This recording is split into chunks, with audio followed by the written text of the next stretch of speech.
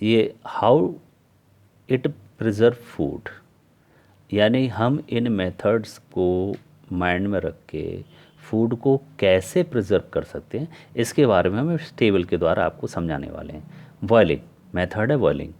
Boiling liquid food item can kill any existing microbes. अगर food को boil कर लें, वाटर को बॉयल कर लें, तो उसमें जो भी माइक्रोब्स एग्जिस्ट हैं, प्रेजेंट हैं, वो सब मर जाएंगे। Milk and water are boiled, milk और वाटर को बॉयल कर लें, किल एनी हार्मफुल माइक्रोब्स उससे मर जाएंगे, that may be present in them, जो भी उसमें प्रेजेंट हैं।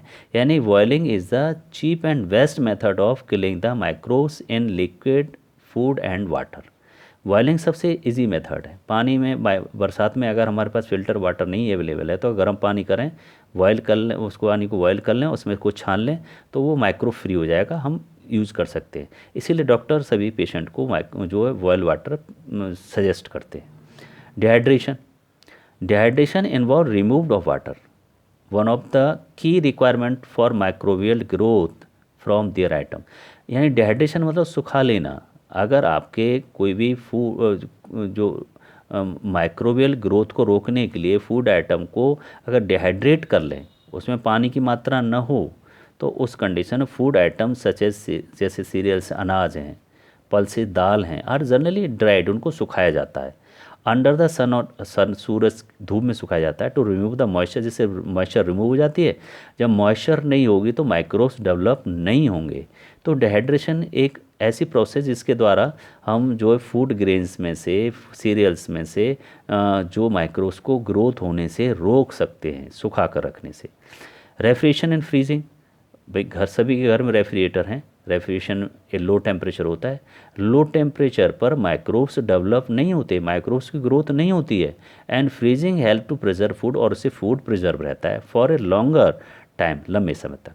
बिकॉज माइक्रोब सचे जैसे बैक्टीरिया है, फंजाई है, can not thrive at low temperature, वो लो टेम्परेचर पर ग्रोथ नहीं होती, उनकी डेवलपमेंट नहीं होता है।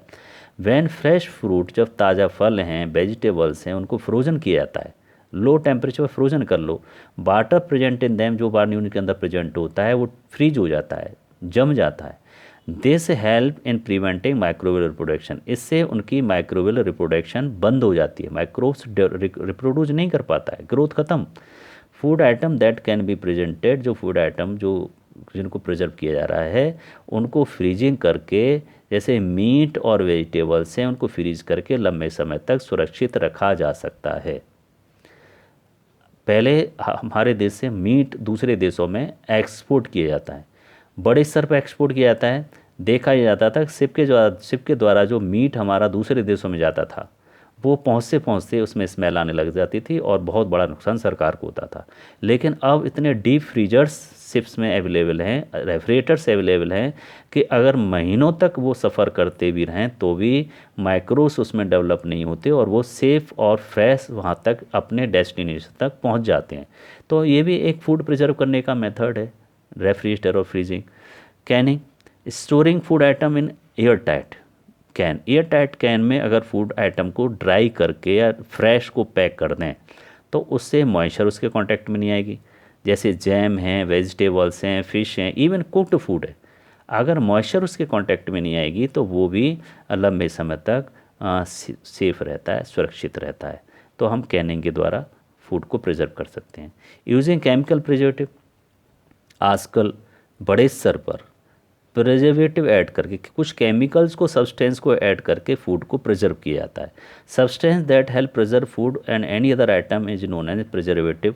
जो केमिकल, जो सब्सटेंस फूड को प्रिजर्व करने के लिए हम इस्तेमाल करते हैं, उसे प्रिजर्वेटिव कहते हैं। बहुत से ऐसे केमिकल हेल्प करते हैं कंट्रोल माइक्रोबियल ग्रोथ को, हेल्प करते हैं, ग्रोथ को रोकने से कंट्रोल करते हैं। Are used as a preservative, हम उनको प्रिजर्वेटिव के रूप में यूज़ करते हैं। जैसे केमिकल प्रिजर्वेटिव में आपका सोडियम बेंजोएट आता है, पोटेशियम मेटावाइसल्फाइड आता है। ये प्रिजर्वेटिव हैं जिस स्क्वैशेस हैं, शरबत हैं, केचप्स हैं, इसमें डाले जाते हैं, जिससे वो उस लंबे समय तक ख़राब नहीं होते। लेकिन सभी जितनी भी मेडिसिन्स हैं, जितने पैक्ड जूस होते हैं, जितने पैक्ड फूड होते हैं, सब पर मैन्युफैक्चर डेट और एक्सपायरी डेट लिखी होती है। एक्सपायरी डेट का मतलब ये है कि ये फूड में जो प्रिजर्वेटिव ऐड है, वो प्रिजर्वेटिव इतने समय तक काम करेगा, अगर इससे ज़्यादा फूड उस डेट ओवर हो गई तो वो प्रिजर्वेटिव काम नहीं करेगा, फूड आपका ख़राब हो सकता है, पॉइजनस हो सकता है, इन्फेक्टेड हो सकता है और आपको बीमार कर सकता है। इसलिए जो भी फूड आइटम्स हैं चाहे मेडिसिन्स हैं उस पर एक्सपायरी डेट ज़रूर चेक करनी चाहिए, क्योंकि उसमें वो केमिकल प्रिजर्वेटिव्स ऐड होते हैं जो उसको उस ड्यूरेशन तक सेफ रखते हैं। उस ड्यूरेशन को ओवर होने के बाद वो प्रिजर्वेटिव काम करना बंद कर देते हैं और हमारा फूड मेडिसिन्स ये सब स्पॉइल हो जाते हैं, हमारे कंज्यूम करने लायक नहीं रहते हैं। तो ये केमिकल प्रिजर्वेटिव्स हैं।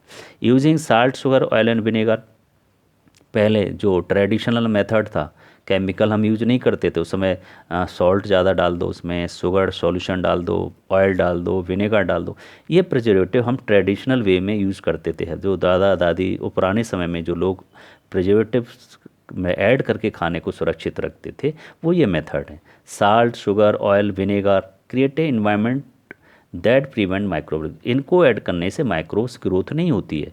There for use for preserving food stuff को प्रिजर्व करने के लिए मीट हो चाहे पिकल अचार हो चाहे जैम्स हो चाहे जेली हो चाहे वेजिटेबल्स हो, in addition to preserving food stuffs में अगर ये ऐड कर दें तो सब्सटेंस ख़राब नहीं होता, उसका फ्लेवर बस सेम बना रहता है। क्योंकि शुगर अगर उसमें होगा तो मॉइस्चर को एब्जॉर्व नहीं करता है शुगर सॉल्यूशन, साल्ट एब्जॉर्व होगा तो साल्ट मॉइस्चर को एब्जॉर्व नहीं करेगा, ऑयल है तो ऑयल मॉइस्चर को एब्जॉर्व नहीं करेगा। इस तरह से फूड स्पॉइल नहीं होगा। तो हम फूड को प्रिजर्व करने के लिए सॉल्ट शुगर ऑयल और विनेगर यूज़ करके भी फूड को लंबे समय तक हम सेफ रख सकते हैं, सुरक्षित रख सकते हैं, कंज्यूम करने लायक रख सकते हैं। अब है लास्ट प्रोसेस फूड को प्रिजर्व करने की, pasteurisation. Pasteurisation involve heating a food को गर्म किया जाता है, हाई टेम्परेचर पर गर्म किया जाता है।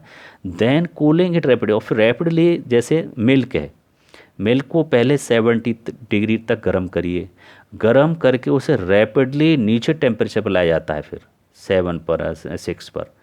तो उसमें जो टेम्परेचर जो वेरिएशन हुआ टेम्परेचर का 70 से एक साथ कम होने की जो प्रोसेस होती है, उस प्रोसेस में जो माइक्रोब्स उसमें हैं वो सब डिस्ट्रॉय हो जाते हैं, harmful microbes, without changing the composition change किए। फ्लेवर वही रहेगा, कंपोजिशन वही रहेगा, न्यूट्रिटिव वैल्यू वही रहेगी, फ्रेशनेस की फूड की क्वालिटी चेंज नहीं होगी, लेकिन माइक्रोब्स उसमें डेवलप नहीं हो पाएगा।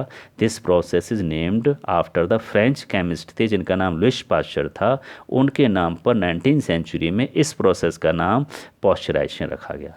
इसमें पहले हीट किया जाता है टेम्परेचर पर और फिर for an half an minute के लिए फिर उसे एकदम ठंडा किया जाता है।